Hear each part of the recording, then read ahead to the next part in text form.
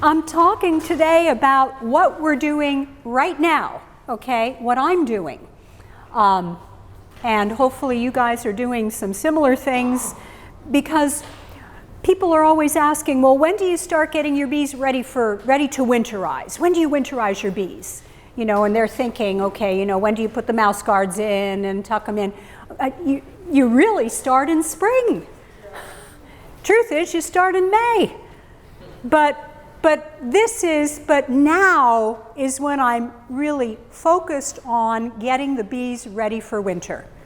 Okay, and so what do we do? How do we do it? It starts truly in, you know, the winter prep starts in summer. And if you don't start in summer, your bees will probably die. So it's just that simple.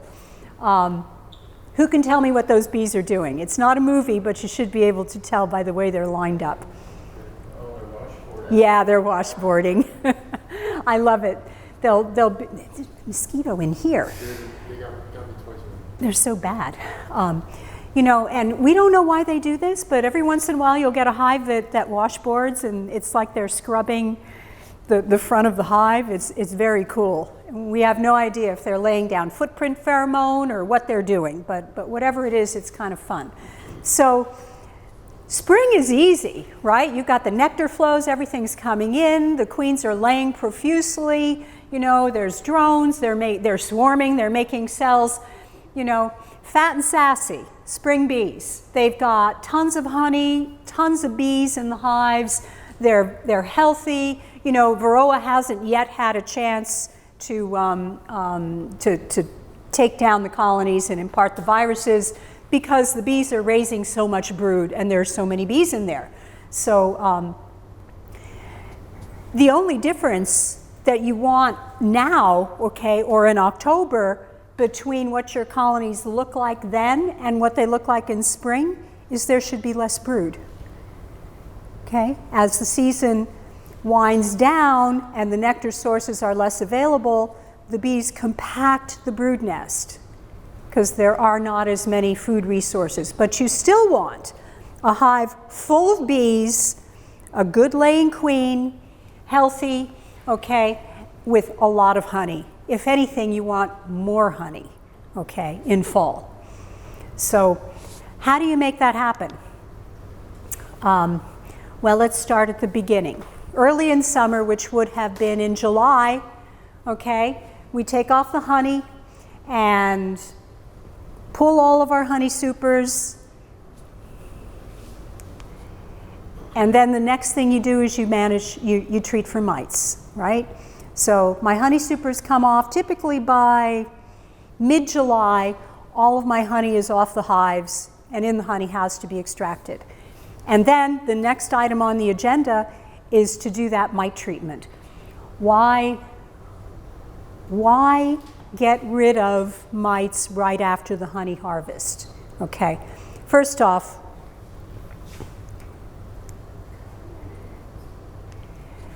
those bees starved in winter. Okay, so this is something that you will see if you don't treat for mites. You'll get a little tiny cluster that starves within inches of honey. That's a typical Varroa mite kill over the winter. And people will say, oh, my bees starved to death. Yeah, they did, but it was really mites that killed that colony. So how do we prevent that from happening, and why is it so critical to treat for mites at this time of year, as soon as you pulled your honey? Okay, there are biological reasons for this. So I'm sure you've seen the diagrams, like Randy Oliver has a great diagram that shows the population dynamics of Varroa mite relative to the honeybee.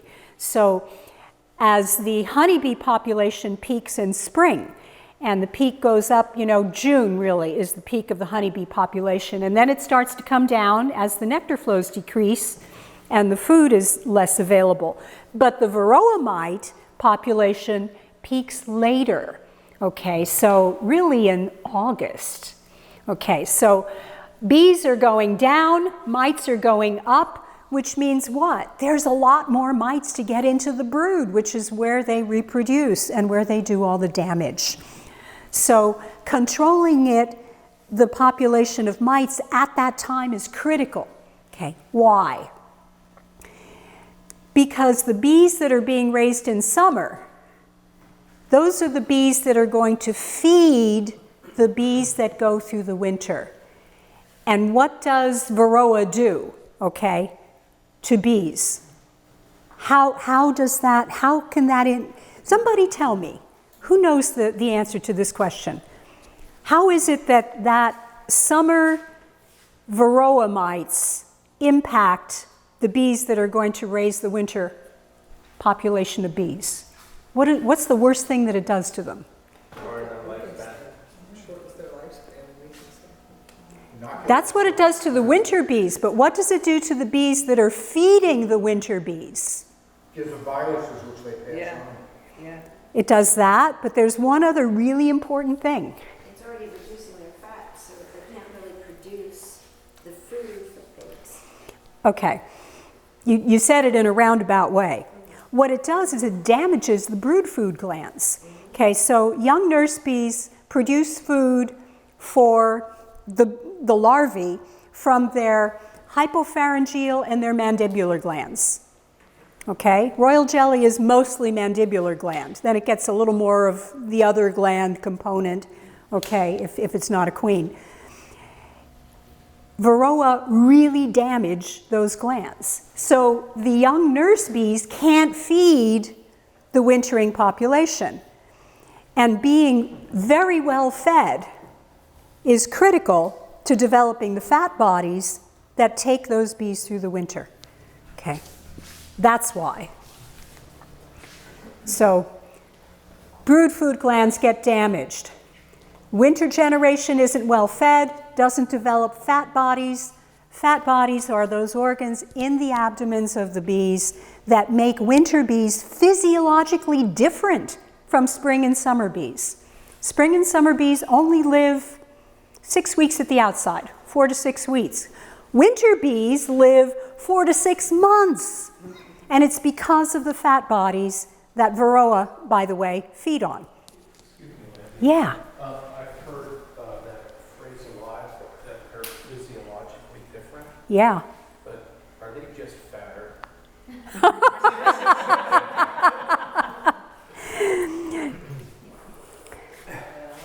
No, their fat bodies are fatter.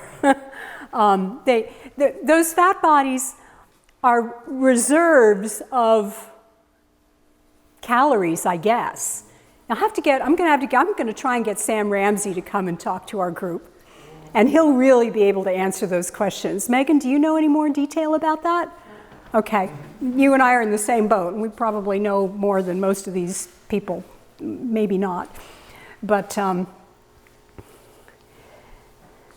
no, that's what I was taught. I don't think that the spring and summer bees have fat bodies, but they're not nearly as well developed.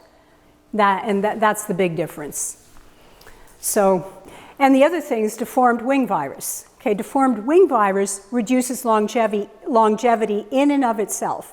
So those winter bees, they don't stand a chance. You know, if their nurse bees that fed them were parasitized, or if they themselves were parasitized. That's why it's so critical not to wait until now to treat for Varroa, but to have treated for Varroa 2 months ago.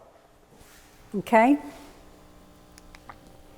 So, yes, there's the honey, there's what's left of your cluster, and you can have this with the rest of the bees dead on the bottom board, and it was a huge hive full of bees in October, and that's what you're going to see in March and April. Okay, this is what we don't want. Okay, so how do we prevent this? Okay, summer mite treatments. Again, this is a treatment you should already have put on, but we're now into the second summer mite treatment. I put mite treatment on my nukes today. I put Apogard on my nukes. And this is the treatment that's going to carry me through October. Apogard, you said, or Apogard? Apogard I put on my nukes. So, what are the options? Formic acid, Okay, Formic Pro we can use with honey supers on the bees. So that makes it enormously versatile and a wonderful treatment, very effective treatment. So if you're getting a fall flow of, in our area, Japanese bamboo, for instance, that blooms mid-August and produces delicious, rich, dark honey. A lot of you get Japanese bamboo or goldenrod, okay? Now, starting September, really, Formic Pro. You don't have to not treat because you have honey supers on. This treatment can be used with honey supers on the hive. Takes only 2 weeks, 1 visit to the bees, and as soon as you take it on, you can super immediately. You have supers on. There's no waiting period. So, and it's quite effective. But you really have to watch the temperature, okay? You want 85 degrees or less during the first 3 days of treatment. And you don't do any in-hive feeding. Okay, always read the labels with all of these treatments. It's very important. Apolife Var is, yeah. One thing that isn't mentioned up there is that you cannot use Formic Pro while you're feeding. That's correct. If you're doing in-hive feeding. If you're open feeding, it's not a problem. But the point is that you don't really want to be opening up the hive, okay, repeatedly, because it's a fumigation treatment. It's the fumes, the volatile organic compounds that are being released by the pads that kill the mites. So, every time you open up the hive to put in your sugar syrup, you're dissipating the fumes. Even a top feeder where you only have that little slit? I never understood why they said that. They never explained why. Yeah, I'm not sure. Top feeder would be pretty... I would think that a top feeder would be okay. You know what? It's a really good question, Charlie. I'll call him. I'll call him up and ask. They do break cluster and go up through the slot, but they tell you can put a honey super on to give the bees a place to go to, so why should that be any different? And if you don't mind me, just for us complete neophytes, what is a honey super? The honey super is a box of comb that is above the brood nest. That's why we call it a super, okay, super being above, and it is specifically for our honey, okay, the surplus honey that goes to the beekeeper versus the honey that belongs to the bees. So that's the one we're going to harvest. That's what you're going to harvest, exactly, the honey supers. Okay, and you're going to see that we will sometimes call brood boxes supers, and we're terrible about nomenclature, and we will confuse you horribly. But we were all confused too. Okay, so this next treatment that I've got here is Apolife Var, has thymol, camphor, eucalyptus, and one other. What is it, menthol? I forget. Anyway, there's like 4 essential oils in there, and they're like a little wafer, like a vermiculite type wafer. You've got to put it on 3 times, okay? And the treatment period is 4 weeks, and then you must wait another 4 weeks before supering. Okay, so there's a lot less versatility to that treatment. And the effectiveness of the treatment is okay, but not as good as Formic Pro. So you don't need a shim though. Some of these you need a shim. Like this one, which I just used today. This is a pretty effective treatment. You cannot use it with honey supers on the hives. Okay, it takes 2 visits to the bees because you've got to reapply it after 2 weeks. Total period of treatment is 1 month because there's no waiting after the 2 treatments are finished. It's 4 weeks, and then you can super immediately after. It's just thymol, okay, thymol essential oil. Did you have a question, or are you stretching? You're stretching. I wasn't sure what this was. And you need a shim because unlike Formic Pro, this isn't a fumigation treatment, it's a contact treatment. So the bees have to get in the stuff and carry it out of the hive. So it kills the mites on contact. And you need that shim so that they can get to it. Yes? I put it on yesterday in my house, and there's some debate over if you can feed or you can't feed with it. They were saying that if you're really weak, you can feed them with it, but they You don't can recommend it feed. because they might get caught feeding instead of moving the apple bar They down. might get distracted with the feeding and go to the sugar instead of taking out the the Apogard. I could see that. Oh, I've got a hint for you that I just discovered today. Okay, you know how it says you have to mix it up right before you put okay, you probably don't because most of you use the little trays. Okay. Those of us with more bees use a big bucket, and we have to measure the stuff out, okay, and put it on little cardboard things, and there is a syringe to measure it out, okay, but the syringe, the crystals get stuck in the syringe. This is the new way of administering it. They used to have like a little paddle, which is a pain in the butt too. But if you use a stick blender, and blend up the whole thing beforehand, you break up all those crystals and it goes into the syringe beautifully. So that was my newest trick for today. I was very happy with the stick blender on the Apogard. Worked great. What do you mean a stick blender, electric?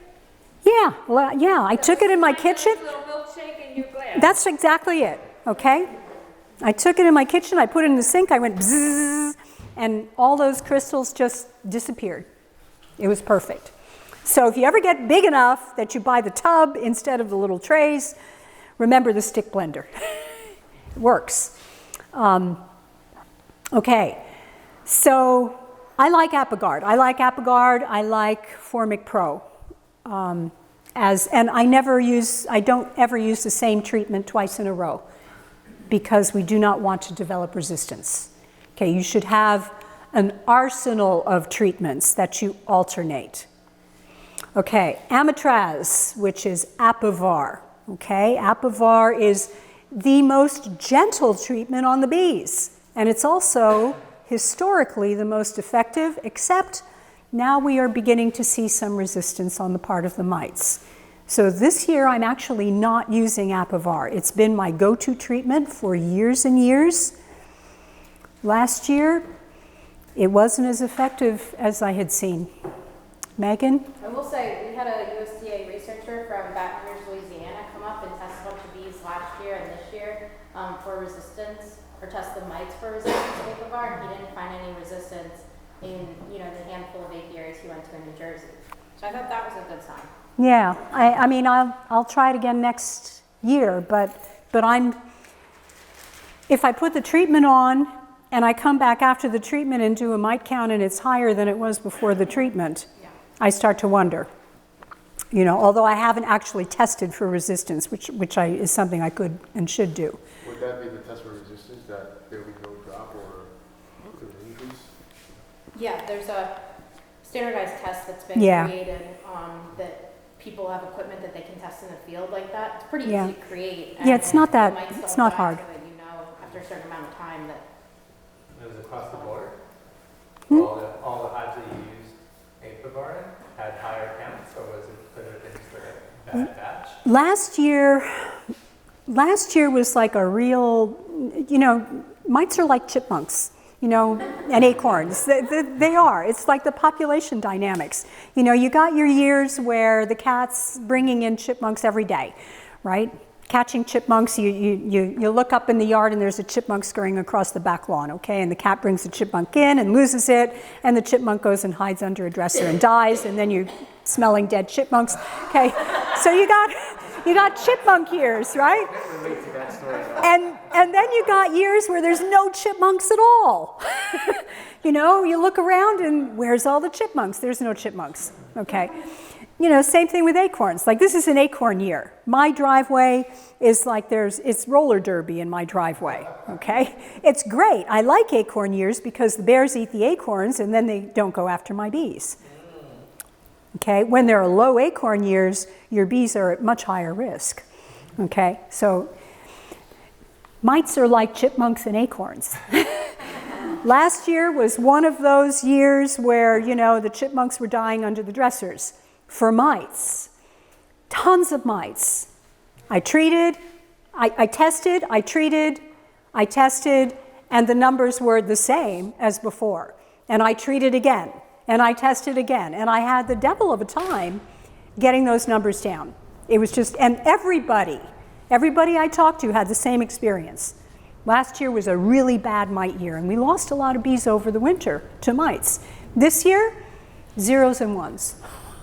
The highest number I've seen in an alcohol wash this year was a 4. 4 mites in 300, which is 1.33%. Okay, so if you didn't treat in July, you might actually get away with it this year, but it'll be luck. So, Landi? yeah. So what would you treat, being what you had last year, because things change, what would you use to treat like a nuke? Because Apivar has always been one of those things Yeah. that you could treat a nuke with because you could put it in common strips and it's Yeah. managed basically versus a Formic Pro. Or, you know what I mean? Or So tell me, what was your question again? I'm not sure I heard. trying to keep, when you have nukes. Right, And trying to the keep nukes. up. The nukes are hard because you can't put Formic Pro on the nukes. Yeah, I use a half dose of Apigard or Apivar. And I'm not as concerned if I need to treat again with Apigard because the mechanism of kill there, the mites are much less likely to get resistance. Okay, it's the chemicals like Apivar that they will get resistance to, just because of the way it kills them. Formic Pro and Apigard, it's not as much of an issue. Still like to alternate though. So, right, Apivar, 6 weeks, and you've got to wait 2 weeks after, so you do have a total treatment time of 2 months, okay, before you can super. That's actually good in fall. If it works, that's a good thing in fall. Oxalic acid. I don't recommend oxalic acid as a summer treatment because it does not kill mites in the brood under the cappings, okay? And it does damage the bees' sensory organs. So it damages the antennae, it burns their feet. It's tough on the bees. Doesn't it kill the brood too? I'm not sure. I think it does to some degree. Okay, it's. That's the one we had the I think the dribble kills brood. Yeah, and I won't use dribble at all. I had a very bad experience with dribble. You know, these are, I mean, next month, Steve is going to come and talk to you about oxalic acid. He does things a little differently than I do. You know, everybody has, I won't use dribble at all, and I'll only use the vaporization when the bees are broodless. So I'll do an OAV treatment in November around Thanksgiving, and then maybe again in January, February. Okay, as cleanup treatments. That's kind of how I see it. I don't see it as being a good option for a main season treatment. But whatever you do, you know, you got to treat. And you have to do alcohol washes. You got to check and make sure your treatment worked. That's critical. You got to make sure it worked because last year, a lot of people did a lot of treating, didn't check, and it didn't work. Okay, if I hadn't checked after the treatments, I wouldn't have known that. I would have let it go, and my bees would have died. Yeah. You're Norman. showing a picture of the treatments here. Yeah. But, Yeah, that's during Formic that Pro. during this time of year, is that okay to do? Like with all the hives, all the things in a row? Yes, this is actually a great way of preventing robbing. Okay, so commercial beekeepers do this. Oh, so everyone is, okay. You open them all at the same time, and they look around and say, I'm not going anywhere. I'm staying right here and defending the home front. Okay, so this works really well. Did you notice, look, I missed one. I actually missed a hive. I didn't put the Formic Pro in that hive, and I had to go back and do it again.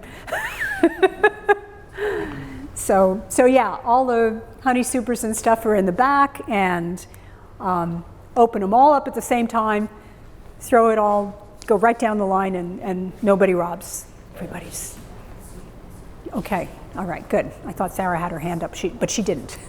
Okay. Oh, that way while you're doing the treatment, you don't have to worry about robbing. When you finish the treatment, cover everything back up? Oh, as soon as I put those pads on, all the stuff goes back on. Yeah.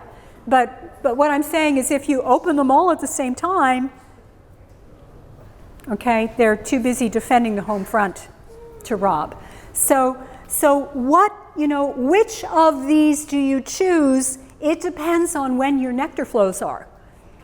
If you get a nectar flow of Japanese bamboo starting August 15th, okay, and you've put on Formic Pro July 7th, as soon as you pulled your honey, okay, you don't have a lot of time, right? So really your only option there is, okay, I can treat early. So I've got Formic Pro. You don't really have enough time to do anything but Formic Pro or Apigard. Those are your choices. Okay, the other two, the treatment plus waiting time is too long. So if you get a flow September 1st, say you don't get the Japanese bamboo, but you do get goldenrod, and you know you're going to get that September 1st, you've got a month and a half. So you could use one of those other treatments, right? But that you have to figure out yourselves individually. You've got to observe what normally do you get in your area. Maddie and Lisa, I can tell you what you're going to get because they're in my town. They're going to get basically the same thing that I'm going to get. Okay, but because we're not planning, or we never planned this year's harvest, honey, we didn't really have to worry about. That's right. Next year. Yeah. So when you're saying worrying about the flow and the time, it's if you want to take honey to harvest. Yeah. Yes, but you're going to want that honey harvest after your first year. Margaret. What if there's honey left on the hive in the spring, and then you super? What if that happens? You're going to mix the old honey that could have been, contaminated with the apple bar with the new honey that's coming in. Is that possible? No, because you're supering. Okay. You've got honey in the hive, but it's in the brood box because you don't have any honey supers on over the winter. So you just have to right. look where it goes. Right. We'll get there. Okay. All right. So even if I have a mite count of 0, I will treat in summer. Okay. I don't care what the mite count is because there are mites under the cappings of the brood, and there's a lot of brood. And it's too critical to take even the slightest chance. That's me, okay? That's not necessarily everybody. Dearth. This year, we didn't really go into dearth in my area. It was kind of weird. It was a strange year. I even put food out for the bees and had them ignore it because they were on a flow of summer wildflowers. They were working smartweed. And They're working what? Smartweed. Oh. Yeah, it's the junior version is called lady's thumb. It's a wildflower, likes wetlands. It's got like pink spikes. Very common. You see it all over the place. Most years we get dearth. This year we had like this like little dribble of a flow all summer long. So we never went into true dearth. But when you do, it's ugly. It's ugly. And this is something I like to do during dearth. I will feed syrup during dearth, right after or while I am treating my bees for mites. Why? It's because it stimulates the queens to lay. So if you feed one-on-one syrup, not heavier syrup, but one-on-one, which is like nectar, okay, they think there's a flow and the queens start laying. And now you've got healthy bees that she's raising. You know, they're raising these healthy bees that have never seen a Varroa mite. And those are the bees that are going to feed the winter bees. So this is a great way to build up a healthy population. How do you feed safely? You don't want that. You know, Lisa and Maddie saw robbing for the first time. Called me up, you know, what do I do? I think she sent me a video. I said, stuff grass in the entrance. You know, and it worked. By the time the grass compresses, you know, the robbers have forgotten all about what's going on and they leave.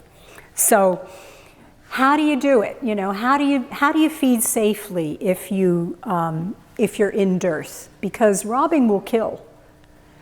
Before you know it, if your hive, you're at work, okay? You're feeding.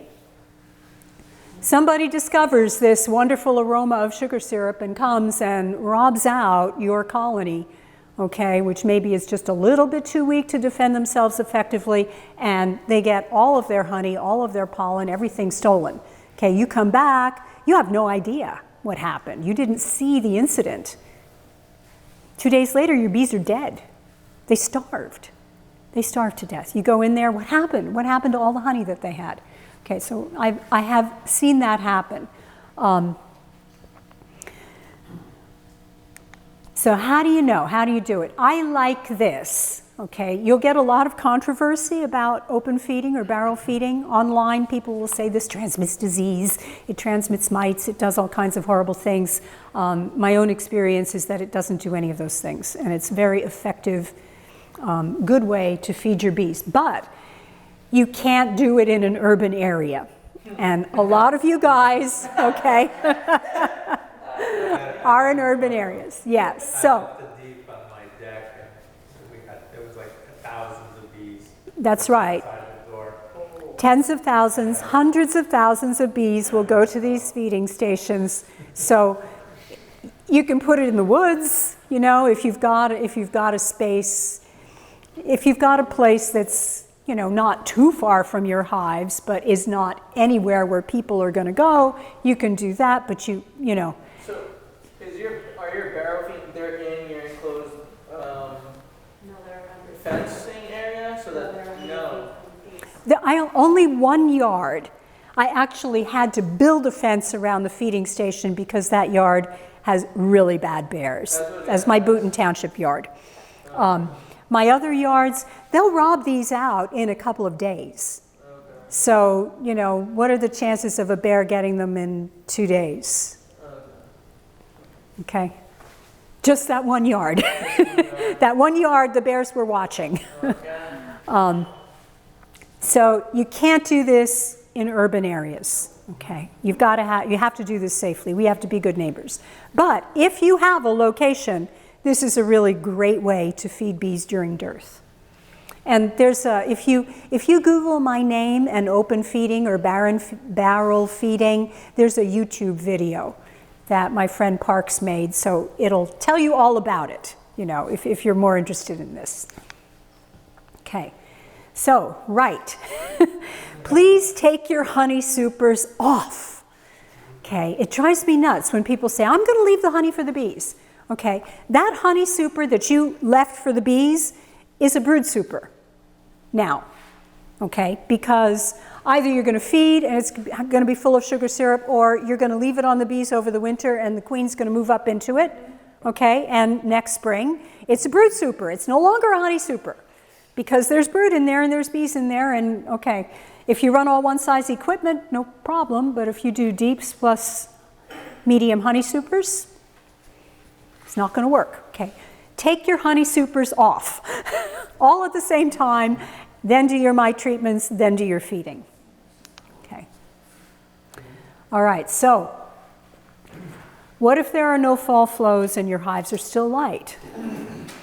So I like to I like to set out bait buckets. So the bees think they're on a flow, but I'm not really feeding them a whole lot. And then once they're working this stuff, I can go and feed individual hives that are still a little bit light with, you know, quail waterers or a hive top feeder or whatever it is that I'm using, you know, a division board feeder.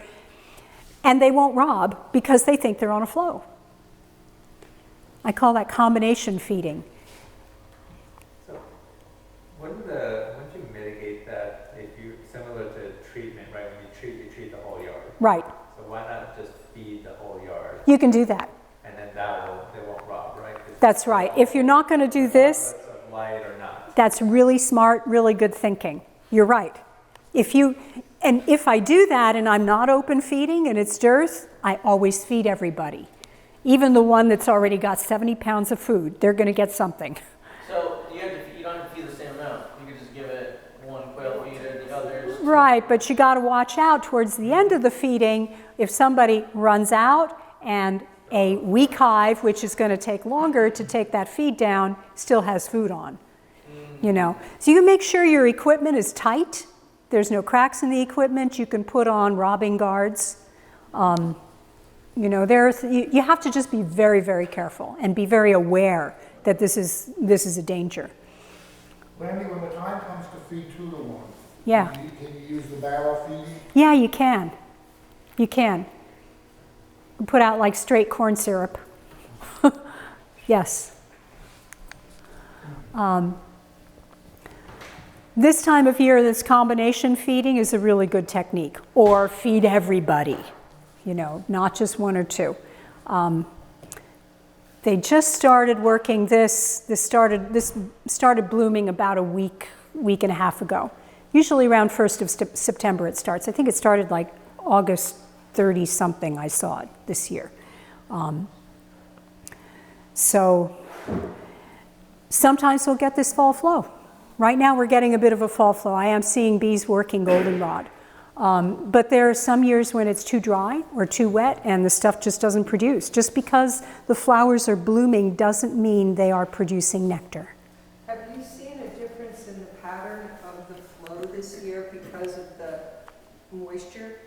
Yeah, I think, yeah, we had a lot of rain at just the right time. Yeah. And we're getting flows. I definitely have noticed that. If it's a dry summer, we tend not to get fall flows. I have a September question for you, Landi. Yeah. It relates to the mite treatments. I've been reading about how treatments like the Tylenol-based stuff and the Deformed Pro being effective, but it's disruptive to the brood cycle temporarily. And That's true. given that September is such a critical time where the brood that's being raised right now are the ones that are supposed to get the population big enough and strong enough to survive through the winter, might it be kind of safer or dangerous to use maybe a more gentle mite treatment? Like Apivar. Like Apivar or maybe the hop guard stuff? HopGuard I don't like because it's not as effective. Yes. The efficacy is down around 75, 80%. Most effective when it's broodless. Most effective when they're broodless. The HopGuard packaging sounds out. Yeah. Even HopGuard 3. What I read in the HopGuard 3 is pretty much what you guys said, but they also, the Bee Partnership folks with their YouTube videos said that you could use it when the population is decreasing and the brood is dwindling, which is, I'm assuming, is pretty much what's happening about now. It's not dwindling that much. Okay. You know, they're talking November, not September. There's still a lot of brood in there. Okay. Yeah. Brood breakfast took about 2 weeks anyway. It's not that bad, which is good Right. anyway, because it's like a double. Yeah. I mean, the bees they'll recover that very quickly. I haven't, what you're asking, I haven't found to be an issue. I think the bees deal with it. They they recover from it. I've never seen that actually have an impact on a colony. The mites have far more of a negative impact. So I think the priority is to really reduce the mite population by whatever means you have to. Landi, is that blue tape record keeping of some kind? What? Blue tape. That's what I was working with. Yeah, it is actually. This here, the blue tape on the side of the super, these are honey supers, by the way. This is just a stack of empty equipment. And I put my pollen feeder on top of it just to have it in the apiary and out of the way. Are those shallows or mediums? Those are all mediums. Okay. Oh, I think that may actually be a deep. But if it is, it's to cover feeders. I don't actually use them. But that says what hive number it is, what super number it is when I take it back so that I can return it to the same yard it came from. And this says, that says that this is a stack of brood comb or honeycomb or whatever it is.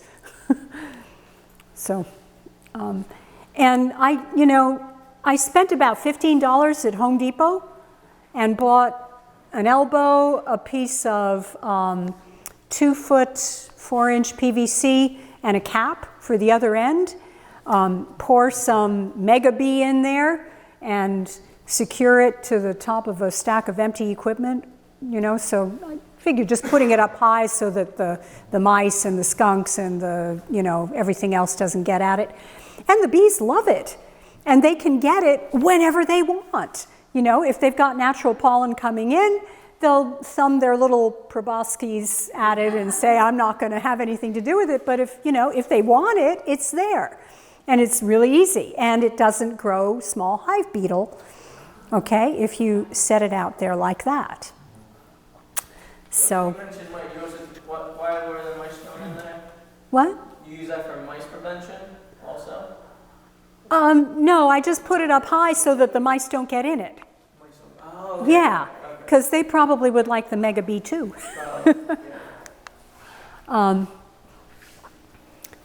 Yes. So as the season progresses, like right now it's in the 80s, there's no issue with a colony, no matter how weak it is, going up through this slot to access the syrup in that feeder.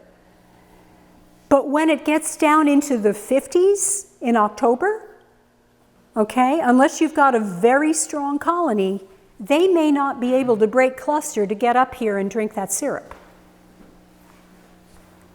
But they can get that. Okay, so as the season progresses, you have to start thinking about, am I using a feeding method that my bees can take advantage of? Okay. Now, I try and run very strong colonies. So most of my colonies could get that anyway. But if you've got a colony that's maybe only 8, 9 frames, deep frames of bees, they're not, and it's 50 degrees out, you're not going to find them in that feeder, okay? So you want to feed using a method that will be right next to the bees where they don't have to break cluster to get the food. You can use division board feeders in the brood nest. Okay, they make them now where they're 2 gallons, which is pretty good, right next to the brood nest. They don't have to break cluster. Or I happen to like these. They're quail waterers. And in fall, I can put them directly on top of the top frames. And there's a lot of area for bees to access. And the bees are right there. So they don't have to go anywhere to get that. And they'll take that down quickly. You can actually put 4 of these on there. So you can feed 4 gallons at a time. Right. The Hive Top Feeders, they're easy to use. You can get 3 gallons on there at one time, and a good strong colony can empty that in a few days, no problem. Disadvantages of the Hive Top Feeder was, Lisa and Maddie are there nodding their heads because I was over there the other day and they were feeding using one of these and were like, you know, trying not to spill sugar syrup all of ourselves as we take this thing off to inspect the bees. So there is that.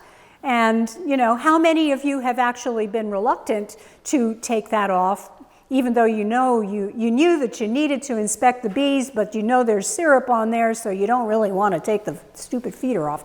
So there's that, okay? Some models drown a lot of bees. This doesn't, but you kind of have to, you've got to put a little silicone seal there to keep them from going underneath that. They'll drown, you know, if you don't seal that up. I can tell you from personal experience that the silicone does not last very long. Yes, you have to maintain it. It's a real pain. I ended up by just removing the screens in some cases and putting floaters. In there. But they drown in that too. It's, yeah. You do what you can. Right. And as I said, weaker colonies may not be able to get up there. That's slot, okay? Remember, these are not warm-blooded creatures, okay? They don't have an internal combustion engine like we do. So they have to maintain a certain temperature inside the cluster with the other bees in order to move, or they lose mobility. Okay, so quail waterers. These are made by Cull Corporation in Flemington. I happen to like this method of feeding. You know, Tim turns up his nose at it. He says it's too much of a pain in the butt. But I'll tell you, okay, you can get 4 gallons on at a time. It's extremely accessible to the bees, even in cold weather, okay? And they will take that syrup down very quickly because there's such a large area that is accessible, as opposed to like a little tiny screen for bucket feeders, you know, that big. They can really get that.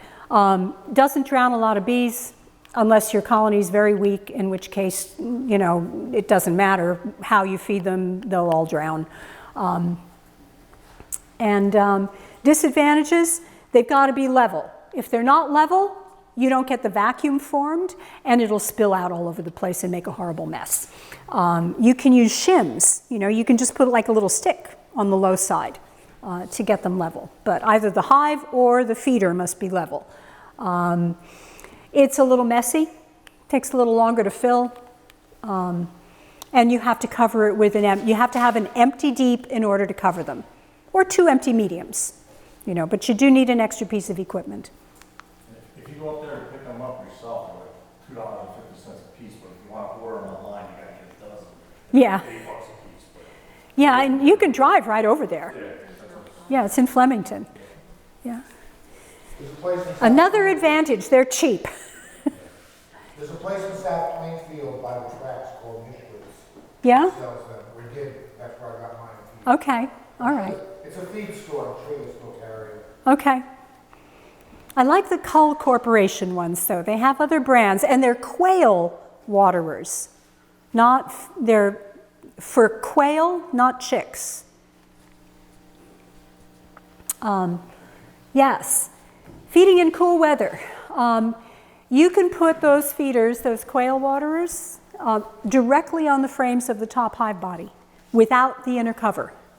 And it's better for the bees that way. You can do that in fall. You cannot do it in spring. And you cannot do it in summer during a flow. If you do, you will have a horrible mess. Okay, but in fall, they're more interested in getting the syrup in the hive for winter storage and a lot less interested in building Burke comb. Okay. Check them frequently. They will take that syrup down very quickly. Warm spell predicted, you can set out a few buckets for the bees to rob out, but don't fill feeders in the yard if it's really, you know, you can start a robbing frenzy if you start sloshing syrup around in the bee yard. Yeah, this is for those of us who are smaller in stature. So I'm dealing, you know, I'm dealing with 5-gallon pails of syrup, and they weigh, you know, around 50 pounds. So if I'm doing a hive top feeder, lifting up that 50-pound pail is a little, yeah, I see Lisa nodding. She's even tinier than I am.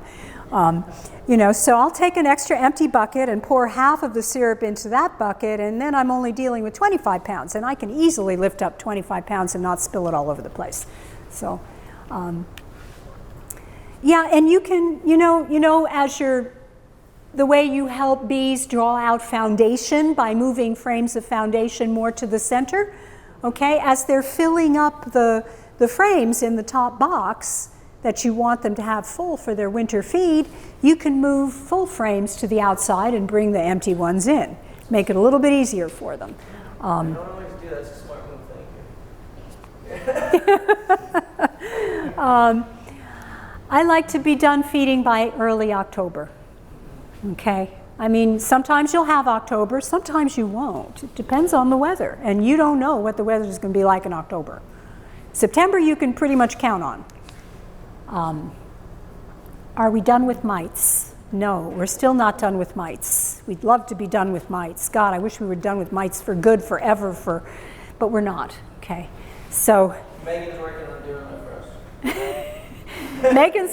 Megan's gonna invent the ultimate downfall of the mites. One day. Okay, so mite bombs. You see the little mites that I put in here? I thought it was pretty clever. I made it. Well, I got this, and then I added some mites.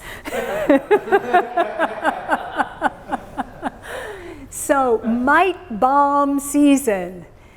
We talk about mite bomb season. It's really two things that are going on, okay? One of the things is colonies that are untreated and have high mite loads begin to collapse, okay, from the viral load vectored by the mites. As those colonies weaken, your very strong, happily mite-free colonies say, oh, look over there, all that food and wonderful honey that colony has gathered, and I don't think they can defend themselves. Let's go, gals. And so there they go. They rob out all of the honey, okay, and they come back with a lot of honey and a bunch of mites.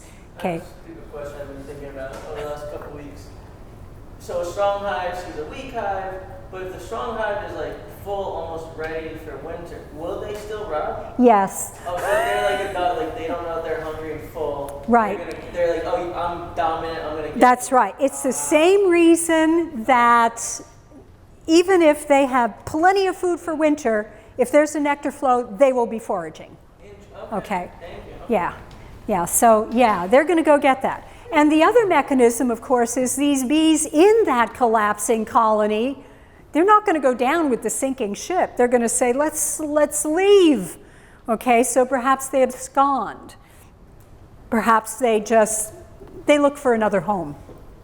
And what are they bringing to those new homes? Mites. Okay, mites. I'm sure they'll load up their crops, you know, their proventriculi, honey stomachs with honey before they leave, but they're also bringing over mites. That's probably the lesser of these two mechanisms. I think this is the primary mechanism, is your bees robbing out that mite-infested colony. So how do we prevent this? Yeah, lions and tigers and mites, oh my. Suddenly, okay, I don't know if you guys have had this experience. If you're doing a lot of alcohol washes, I'm sure you have, but I've had it where I've treated for mites, okay? I've tested after treatment, had low numbers, 0, 1 in my alcohol wash, okay? And then I come back 2 weeks later, and I'm looking at 20. And you know what happened, okay? So I've got 100 hives. Am I going to go around and, you know, do an alcohol wash every few days to see if they got into something? No. I'm going to put on a prophylactic treatment, okay?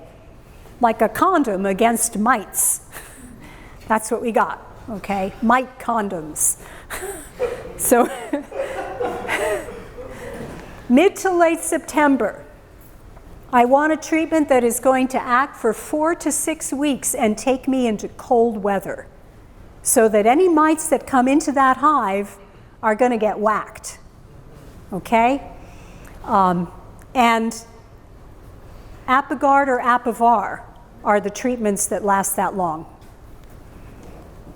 Apigard you can put on a third tray. Okay? You can actually put on a third tray. I'm pretty sure that that's within the scope of the label. I think they let you do that. So, By third treatment, you mean a third treatment? yeah. Yeah, the standard treatment is 2. Yeah. Right. But I'm pretty sure that the label will let you do 3. So always test afterwards. So the one time you don't test, maybe after that, if the weather doesn't hold up, or will you try and sneak a treatment in? I'll test after this. Yeah. Yeah, if I possibly can, I will test. I mean, if it's, 30 degrees out, I'm not going to test, but I'll pray. Yeah. I mean, if I skip a test, it's going to be the pre-treatment test, not the post-treatment test. Okay? But I really want both. Fun. Why don't you use Formic Pro in October? The temperature is good now. The temperature's great, but it's only a 2-week treatment. So it doesn't provide that, yeah, okay, that's why. I mean, if I say I did this and I tested around the first week of November and found that there was a high number, even though I had just treated, I'd probably put Formic Pro on. And I've had that happen. And because I was managing the mites all through the season, I still had healthy bees. They got recently infested. I killed the mites and that colony lived. Okay, normally I would not expect a colony with numbers like that to live, but it did. So. But even though it's only a 2-week treatment, you're still getting the mites under the cabinet, so it maybe is better than you want to believe. Yeah, but once you take it off, if you put it on, say you put it on September 15th, they're unprotected for all of October. Okay. That's the issue. The issue is you want something that, I mean, you could do another treatment, I suppose, but. Landi, so if you're treating bees like that in the fall, do you take any fall honey for the harvest? It's a good question. Okay, it's a good question. You've got to juggle the treatments with the timing of taking fall honey if you're getting a fall flow. And you would, if you had honey supers on and they were still making honey, then you would use the Formic Pro. And wait until you'd pulled your honey. Usually you're not gonna wait much more than, to mid-October before pulling honey. I mean, typically the flows are well over by then. Generally they're over by the end of September. I have a question for you, Landi, about Yes. the concept of the cleanup OAV treatment Yes. in the late season, November, when the was. Something that I couldn't quite, never understood is, it would seem that by that time the damage has already been done. Oh yeah. And so like the cleanup is it's so difficult to test it. How effective is that? Can that actually be tested?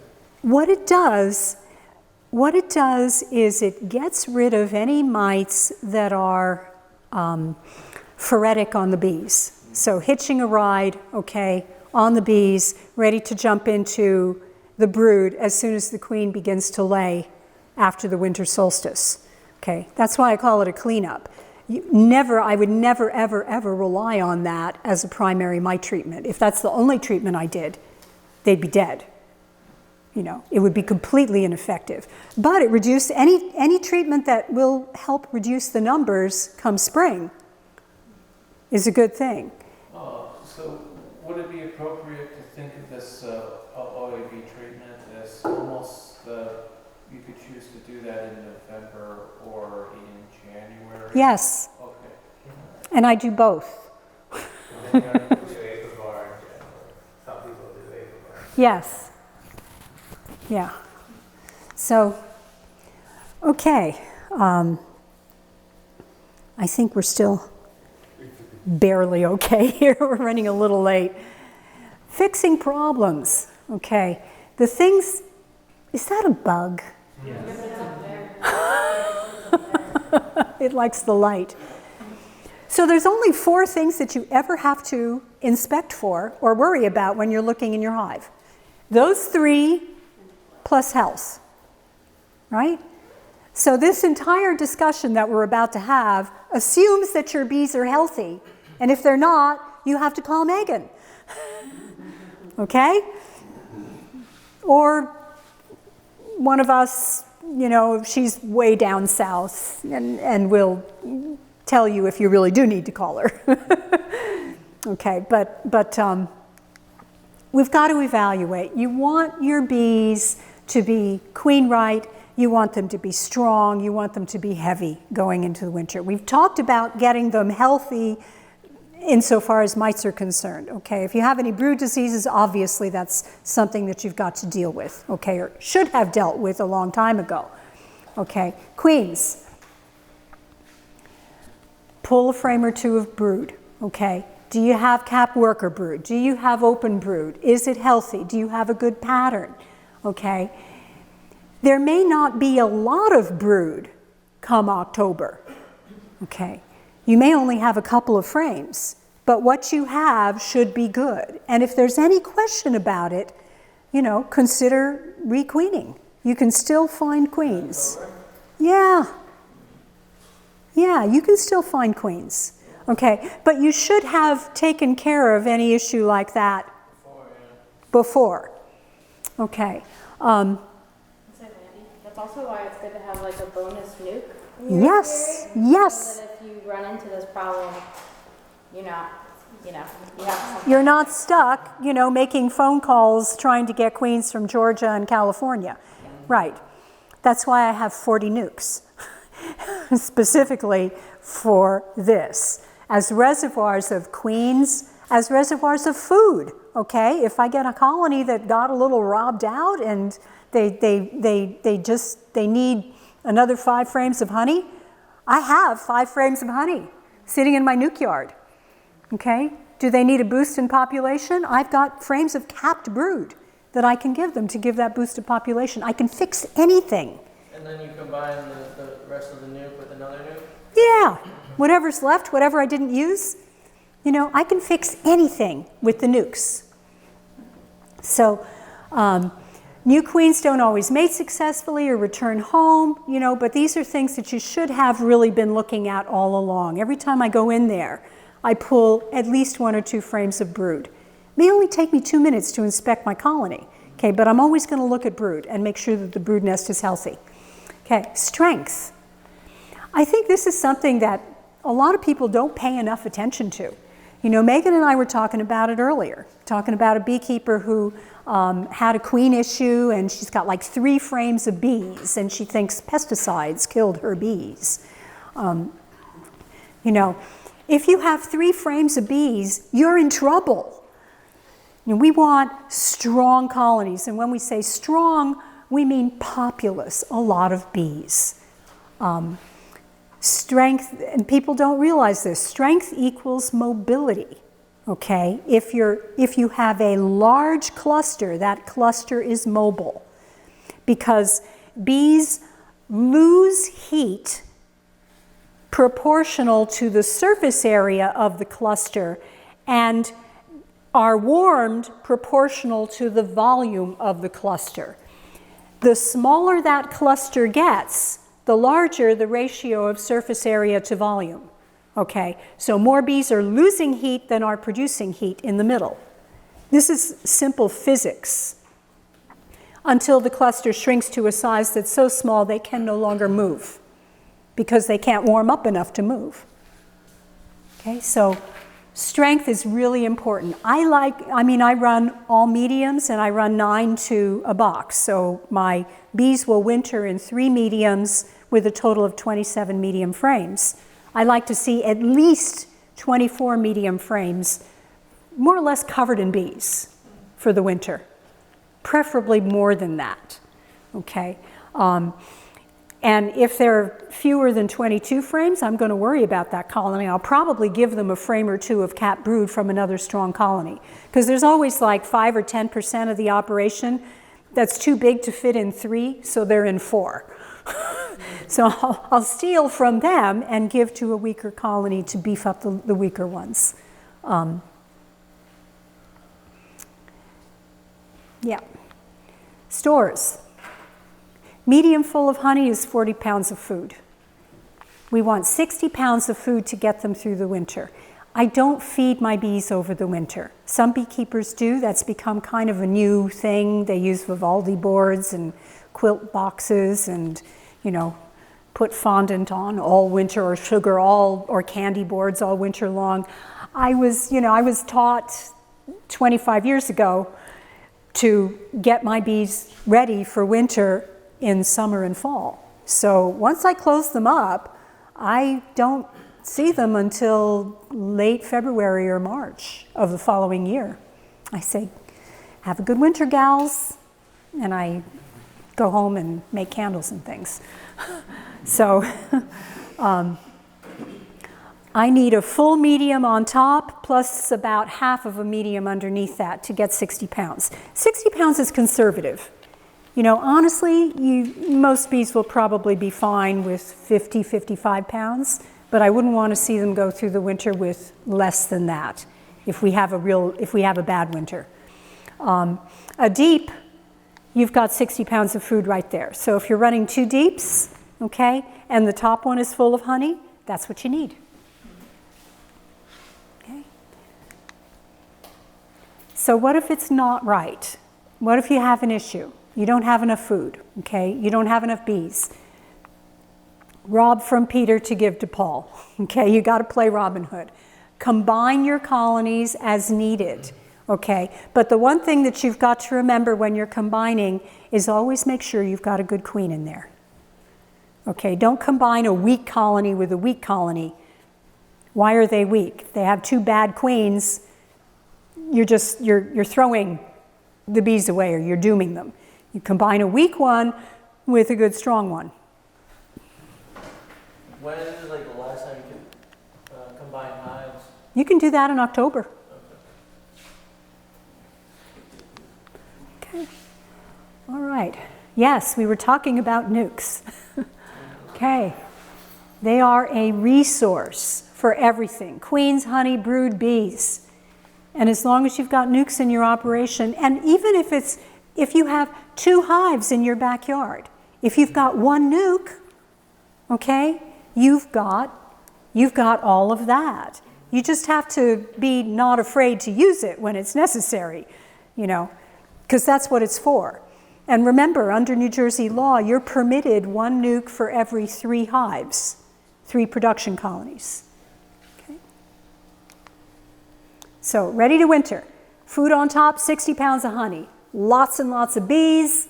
Pollen.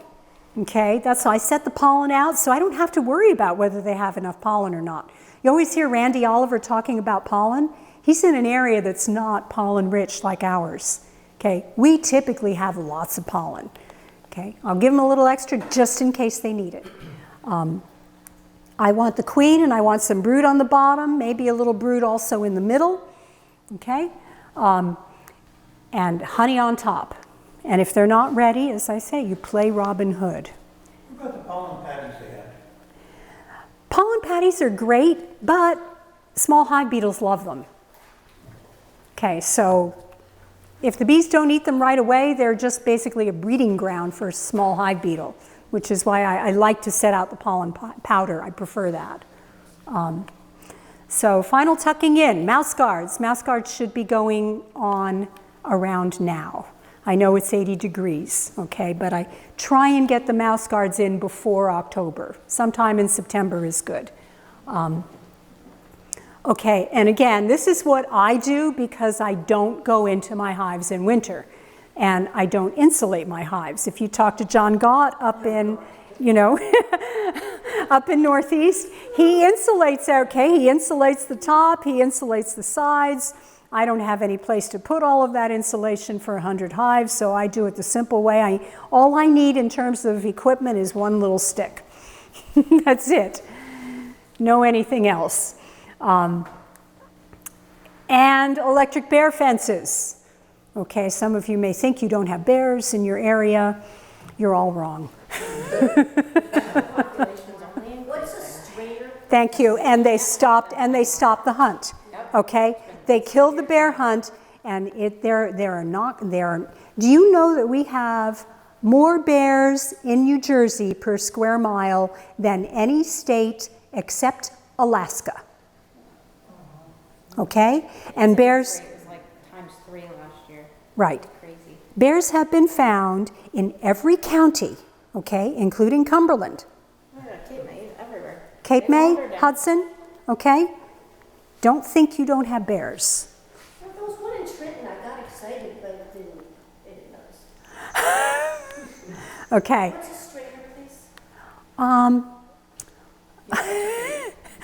A strainer is a little gizmo, okay? It's basically a gear on one end with a ratchet type system. You thread one end of the wire. What? Like on a clothesline? No.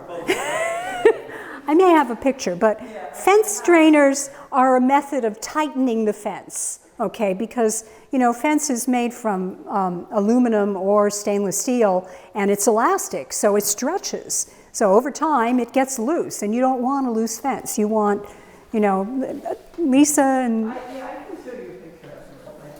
What about Yeah. a lot of overgrown weeds on your fence now? Well, if you get a fencer that's a low impedance fencer, the weeds won't matter. And most of them are low impedance. I mean, you know, you don't want to, you want to keep them trimmed as best you can, but it won't short out your fence if it's the right kind. Whoops. Oh, yeah. I forgot.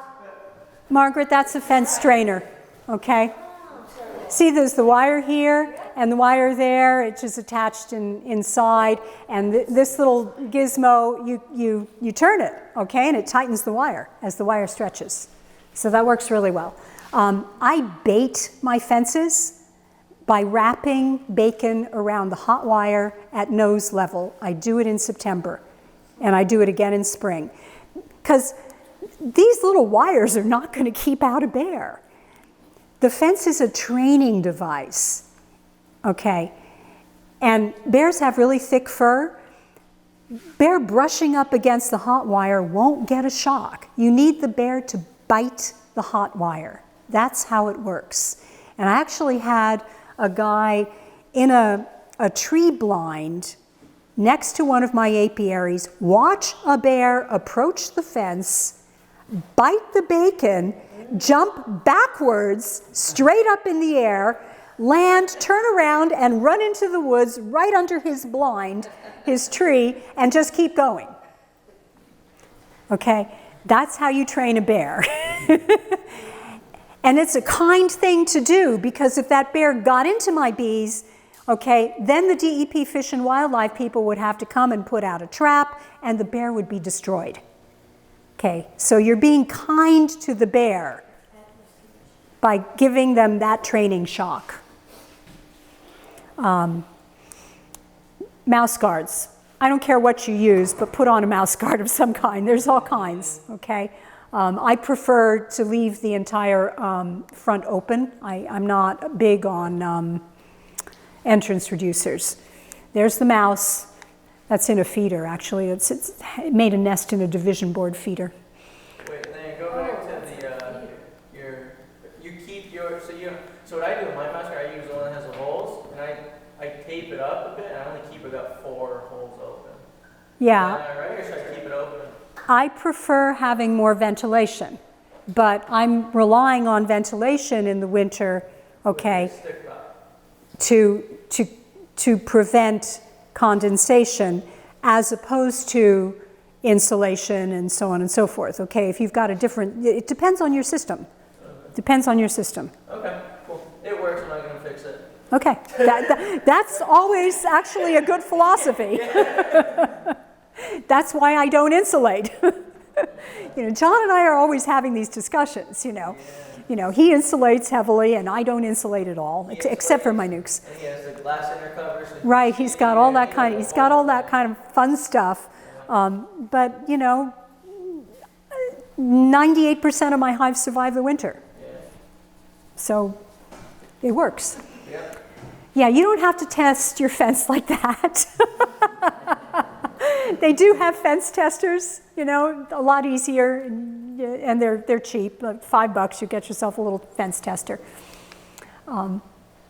Oh yes, and I actually have a video here for you. So the only thing different, this is me and Joe Trimel. Joe is taking the video. We did this maybe 10 years ago, so it's kind of old. The only thing different that I do now is I used to use push pins and stick them in the corners, okay, to elevate the inner cover and provide ventilation. Now I just take a little stick, just a little stick that's a bee space size, and I put it right there, okay, in front, just to elevate the inner cover the same amount, and it's actually a little less stable. The inner cover's less likely to slip off, but that works. Okay, how do maybe I just click? So we're just taking a look at this hive. We've just smoked the bees down. The top was just loaded when we first opened it. Yeah. We're just judging for hive strength. Okay, we want to see about around here. 20 frames of bees. This whole top is covered. Madre mia! This is loaded with honey. We see down here in the second box That's at least 40 pounds the of honey same there. that we just are loaded with bees. I'm counting. I see this capped. There's basically 2 full supers of honey here. Let's see how heavy this one is. They may well have some brood in the middle, and we'll check that. Okay. Not quite as heavy as the other, but very heavy. I'm going to say there's at least 30 pounds of honey there. So we can assume that we've got a strong colony. Now we're going to pull a frame here to look for brood. Also, give us an indication. Now, you can see all the bees are okay, so we've got here. some beautiful cap brood in the middle. You can see that. And the outside's filled with honey. I see open brood. Okay, so there's, and it's nice worker brood here. Yeah. On the opposite side, we've got a lot more of the same. There's very young brood here I'm looking at. Okay, we'll follow this with the camera and get over your shoulder here, and of course got a little shade on it, but you can see some honey out here on the outer edge here. There's eggs here. And this, and we get over in here, Landi can see eggs in here. Now we may not be able to see them, folks, but there are eggs in those cells on the right. And that's look, they've got pollen. Pollen. You see the light colored pollen on the... We're going to get in closer here. Right here. This gal here has pollen. We may not be able to see it, but we can see it on the bee, Landi? Yep, yeah. Okay. Yeah, she's right there. All right, very good. Right here. Yes, I see it now. Okay. All right, so we're gonna I'm real happy. This colony is superb. I'm going to take a peek underneath and see how many frames I've got in the bottom super. I think I got a lot of bees here.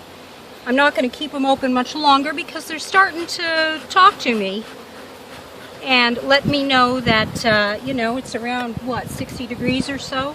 Yeah. And they do not appreciate being left open very long. That bottom super is full of bees. And that's all we need to know, folks. So we're talking 27 frames of bees here. And roughly, I'm going to say, about 70 pounds of honey. Excuse me. You want me to get that, or you got it? I got it. She's a strong woman, folks. For those of you who are watching. Now you guys notice how we slide this on rather than just drop it, so to not crush bees. Okay. You may not have caught that technique, but that's what she did. She slid it on from back to front. Now we're going to winter them. These gals are definitely ready to go in to get done for the winter. So I need my now, what you see, one of the things, of course, we're going to stop for just a moment here. Sing on again. Okay, so we're back here we're going in with some push pins. As you can see, she's putting in a push pin here and a push pin there, and that's going to prop up the inner cover just a little bit. Yeah, this is just a technique that I learned from Dr. Dewey Karen. Now we're going to get our inner cover, and as you can see, it has a flat side, which is the summer side, and a deep side, which is the winter side, and that's what Landi's showing you now. That's going to go down to give the bees the opportunity to move around over the top of those bars here. Now you can see here that gap we've created right in here by putting in the push pins. So there's going to be plenty of ventilation here. Okay, we're going to knock those bees off the inner cover so when we put them on here, we don't squash them. Now, this is one way of doing it. Some other people may put some rocks, put the push pins up on the top here. Between the inner and the outer cover, which would be right up in here. Now, you know, it's your choice. You know how you like to do things. Yeah, and it really doesn't matter. Then you would eliminate the push pins and just keep this. Okay. But I kind of like this ventilation across the entire front like that. Okay. It works pretty well. And there we go. So that's. And we need a mouse guard. And then we got put a mouse guard down in the front. That's the next thing here. We'll get a brick on the roof, and we're going to stop for a moment while we get a mouse guard. Okay, so we're back with the mouse guard. We've got different sizes because some bottom boards have a different width than others, just because some of this is different manufacturer. Some of it comes from the general manufacturers, and other comes from the Landi Simone manufacturing corporation here. Goose Rock Farm. Goose Rock Farms. Yes, manufacturer here. And as you can see, she's got the mouse guard. Now, what we use is half-inch hardware cloth. It looks like the right size from over here, Landi. We're just going to crimp that in here. Now, this is half-inch hardware cloth, and there's various ways to do this. She likes to pinch it and shove it in.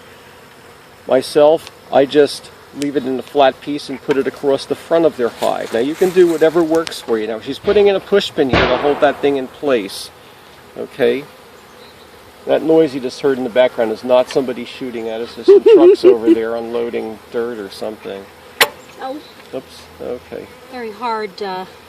So we're just getting a push pin in there just to keep that in place. As if the mice are going to just rip that thing out, but they're not. That'll be fine the way it is. Okay, so that's I think that. we're pretty good there. And there we go. Okay.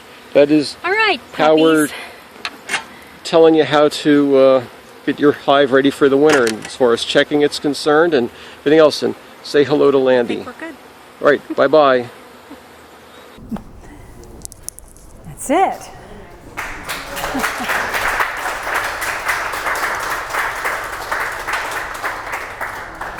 You're done. Thank you. Hey, you know, we did okay. It's not even 9:15.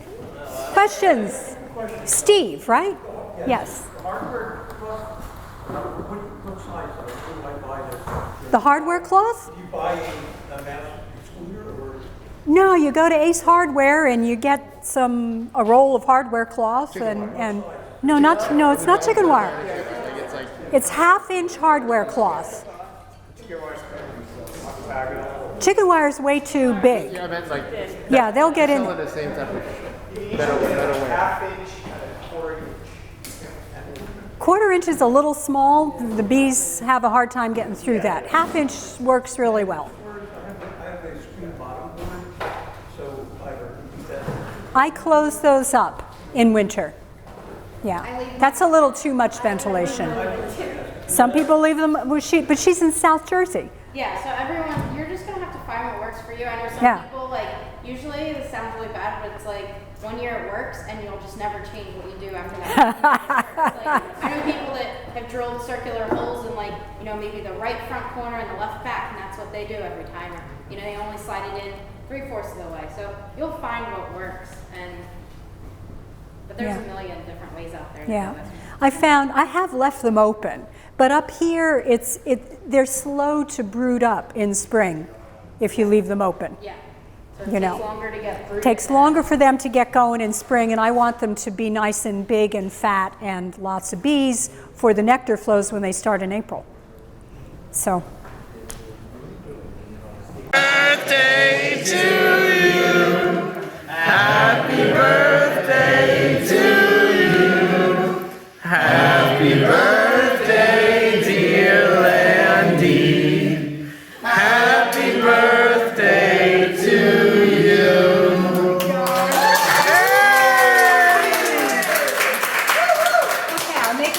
that this club always thrives and is wonderful just the way it is now.